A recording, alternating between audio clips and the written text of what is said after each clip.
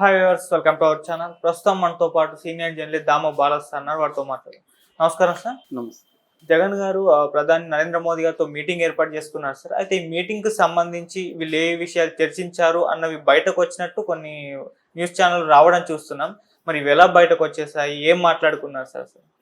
ఎప్పుడు జగన్ వెళ్ళినా తెలుగుదేశం మీడియా ఒక దాన్ని ఫోకస్ చేస్తుంది, వైసీపీ మీడియా ఒక దాన్ని ఫోకస్ చేస్తుంది. ఇది రాజకీయాల్లో పోలరైజేషన్ వచ్చేసింది కాబట్టి అది కామనే. అలాగే ఇప్పుడు చంద్రబాబు వెళ్ళినప్పుడు కూడా వైసీపీ మీడియా యాంటీగా చేసింది. చంద్రబాబుకు అపాయింట్మెంట్ లేదు, ఏమీ లేదు, ఆయన పోయి వెయిట్ చేస్తున్నాడని. తర్వాత ఆయన అమిత్ షా పాదాలకు నమస్కరిస్తున్నట్టు ఒక ఫేక్ ఫోటో క్రియేట్ చేసి దాన్ని వదిలారు. ఇలాగా వైసీపీ మీడియా అవన్నీ చేసింది. ఇప్పుడు జగన్ వెళ్ళగానే తెలుగుదేశానికి సపోర్ట్ చేస్తున్న మీడియా కూడా సేమ్ పనే చేసింది. మామూలుగా అయితే TV9 ఇలాంటివి లైవ్లో ఇచ్చినప్పుడు జగన్ మొత్తం 1.5 hour వరకు మోడీతో సమావేశమైనాడు. ఫస్ట్ మురళీధరన్ కలిశారు. మురళీధరన్ అండ్ అమిత్ షా అండ్ మోడీ ముగ్గురు కూర్చున్నారు. ఆ తర్వాత మురళీధరన్ బయటకు వెళ్ళి అమిత్ షా మోడీతో జగన్ సమావేశమైనాడు. ఆ తర్వాత అమిత్ షా కూడా వచ్చేసి జగనే మోడీని వీళ్ళిద్దరు కూర్చున్నారు. మొత్తంగా 1.5 hour ఉన్నారు. ఫస్ట్ ఎంపీలు వెళ్ళారు, ఆ తర్వాత ఎంపీలు బయటకు వచ్చేసారు. జగన్ ఒకడే వీళ్ళ ముగ్గురితో, తర్వాత ఇద్దరితో, తర్వాత ఒకరితో, ఇలా సమావేశం 3 phases జరిగింది అనేది డీటెయిల్గా ఇచ్చారు. కానీ తెలుగుదేశం మీడియా ఏం చెప్తుందంటే అసలు జగన్కి 15 నిమిషాల కంటే ఎక్కువ టైం మోడీ ఇవ్వలేదు.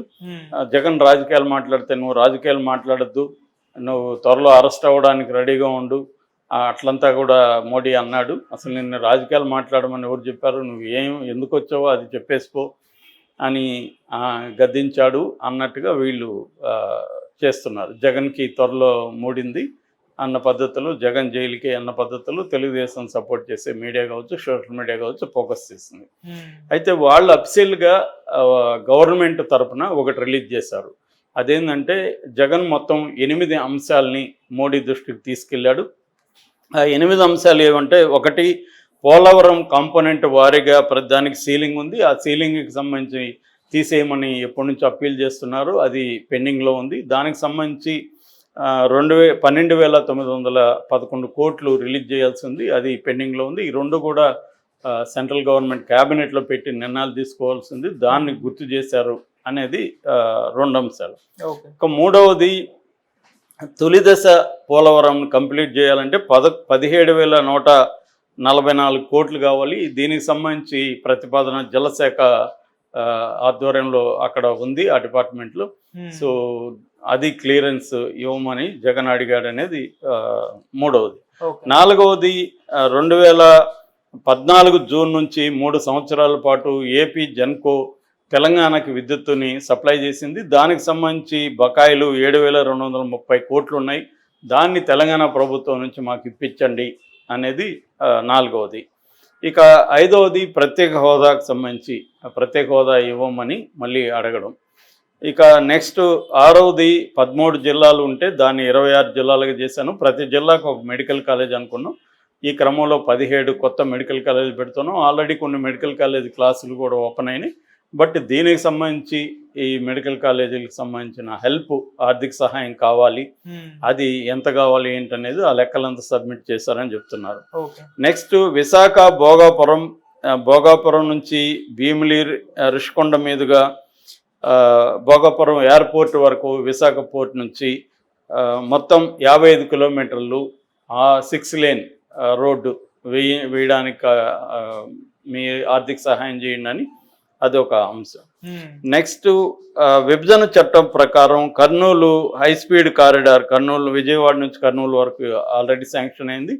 దాన్ని కడప మీదుగా బెంగళూరు వరకు ఎక్స్టెన్షన్ కావాలి అనేది ఒక రిక్వెస్ట్.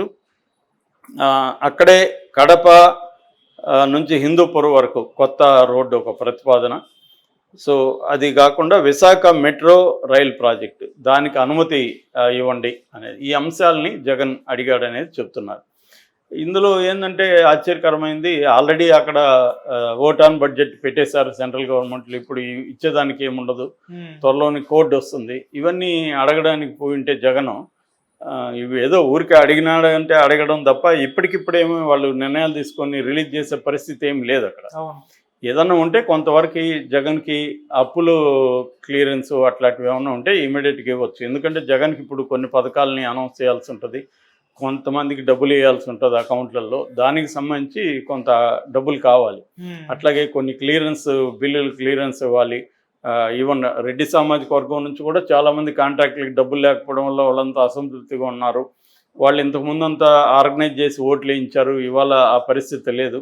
సో అలాంటి వాళ్ళకందరికి కూడా జగన్ కొన్ని వరాలు ఇవ్వాలి, కొంత డబ్బులు రిలీజ్ చేయాలి. దానికి సంబంధించి జగన్ అడుగుండే అవకాశం ఉంది. ఎప్పుడైనా కూడా నేను చాలాసార్లు చెప్పాను, ప్రభుత్వాలు కానీ పార్టీలు కానీ తాము ఏమనుకుంటుందో అవి చెప్పవు, తాను ఏమనుకోవాలని ప్రజలు అనుకోవాలో అవి చెప్తాయని. అలాగా జగన్ కూడా తాము ఏం అడిగాము నిజంగా అనేది బయటికి చెప్పరు, తాము ఏం అడగాలని ప్రజలను నమ్మాలో అది మాత్రమే బయటికి చెప్తారు. సో అదే విషయాన్ని ఇక్కడ జగన్ ప్రభుత్వం బయటికి చెప్పింది. నిజంగా 15 నిమిషాలు కలిసారా, ఎంత కలిసారంటే మోడీ కూడా ఎందుకు పిలిపించాడు, అసలు అపాయింట్మెంట్ ఎందుకు ఇచ్చాడు జగన్తో, క్లియర్గా రాజకీయాలు కూడా చర్చించుంటారు. ఇవి కూడా మొక్కుబడిగా ఇచ్చుంటారు. ఇవి పోయినప్పుడంతా ఇవి అడగడం అనేది అదే పెద్ద విషయం కాదు. అది దాంతోపాటు ఖచ్చితంగా రాజకీయ మీటింగే ప్రధానమైందని చెప్పుకోవచ్చు. ఎందుకంటే ఎలక్షన్లు వస్తున్నాయి, ఆల్రెడీ చంద్రబాబు వచ్చి కలిసిపోయాడు. సో ఒక పొత్తుల ప్రతిపాదన నడుస్తుంది. దీనికి సంబంధించి జగన్తో మాట్లాడడం, జగన్తో వాళ్ళ సంబంధాలు ఎలా ఉండాలి ఏంటి, ఒకవేళ పొత్తు పెట్టుకుంటే జగన్తో ఎలా ఉండాలి, పెట్టుకోకపోతే ఎలా ఉండాలి, ఈ విషయాలు ఖచ్చితంగా చర్చించుండొచ్చు. జగన్ కూడా ఏమన్నా ప్రతిపాదనలు కూడా చేసి ఉండే అవకాశం ఉంది. మేము ఎన్డీఏ కూటమి మద్దతు ఇస్తాము, బయట నుంచి ఇస్తామని చెప్పుండొచ్చు. లేదా నెక్స్ట్ టైం మేము అవసరమైతే మీకు ఎన్డీఏలో చేరతాము కూడా అని చెప్పుండొచ్చు. సో మేము ఇప్పటివరకు మీతో మంచిగా ఉన్నాం కదా, ఒక డిపెండబుల్ ఫ్రెండ్ లాగా ఉన్నాం, ఇది కంటిన్యూ చేస్తామని ఒక ఆఫర్ అయితే ఇచ్చుండొచ్చు. అంతేగాని జగన్ వాళ్ళని శాసించే పరిస్థితి ఉండదు. అంటే పొత్తులు మీరు పెట్టుకోవచ్చా పెట్టుకోకూడదని జగన్ చెప్పడానికి జగన్ ఎందుకు చెప్తాడు, జగన్ చెప్తే వాళ్ళు ఎందుకు వింటారు. కాబట్టి అటువంటి సాహసం జగన్ చేయకపోవచ్చు. తన వైపు నుంచి ఆఫర్లు ఇవ్వచ్చు, నేను ఇలా ఉన్నాను, ఇలా ఉంటాను మీతో అనేది ఒకటి క్లారిఫై చేయొచ్చు. అంతవరకు తప్ప జగన్ పొత్తులు మీరు పెట్టుకోకండి అని చెప్పే ప్రసక్తితే ఉండే ఛాన్స్ తక్కువ. ఎందుకంటే మోడీ అమిత్ షాలు ఏమో అంత అమాయకులు కదా, తను పొత్తు పెట్టుకోవద్దంటే పెట్టుకోకుండా ఎందుకుంటారు. వాళ్ళ పార్టీ ప్రయోజనాలు, తాత్కాలిక ప్రయోజనాలు, దీర్ఘకాలిక ప్రయోజనాలు, ఈ 2 అంశాలని దృష్టిలో పెట్టుకొని వాళ్ళు ఏ పార్టీతో పొత్తు పెట్టుకోవాలి, ఈ రాష్ట్రంలో మన పాలసీ ఎలా ఉండాలి, ఇవన్నీ వాళ్ళు డిసైడ్ చేసుకుంటారు. సో ఏదేమైనా ఇవన్నీ కొద్ది రోజుల్లో క్లారిటీ అయితే వస్తుంది. అంటే పొత్తులు మీరు పెట్టుకోవచ్చా పెట్టుకోకూడదని జగన్ చెప్పడానికి జగన్ ఎందుకు చెప్తాడు, జగన్ చెప్తే వాళ్ళు ఎందుకు వింటారు. కాబట్టి అటువంటి సాహసం జగన్ చేయకపోవచ్చు. తన వైపు నుంచి ఆఫర్లు ఇవ్వచ్చు, నేను ఇలా ఉన్నాను, ఇలా ఉంటాను మీతో అనేది ఒకటి క్లారిఫై చేయొచ్చు. అంతవరకు తప్ప జగన్ పొత్తులు మీరు పెట్టుకోకండి అని చెప్పే ప్రసక్తితే ఉండే ఛాన్స్ తక్కువ. ఎందుకంటే మోడీ అమిత్ షాలు ఏమో అంత అమాయకులు కదా, తను పొత్తు పెట్టుకోవద్దంటే పెట్టుకోకుండా ఎందుకుంటారు. వాళ్ళ పార్టీ ప్రయోజనాలు, తాత్కాలిక ప్రయోజనాలు, దీర్ఘకాలిక ప్రయోజనాలు, ఈ 2 అంశాలని దృష్టిలో పెట్టుకొని వాళ్ళు ఏ పార్టీతో పొత్తు పెట్టుకోవాలి, ఈ రాష్ట్రంలో మన పాలసీ ఎలా ఉండాలి, ఇవన్నీ వాళ్ళు డిసైడ్ చేసుకుంటారు. సో ఏదేమైనా ఇవన్నీ కొద్ది రోజుల్లో క్లారిటీ అయితే వస్తుంది.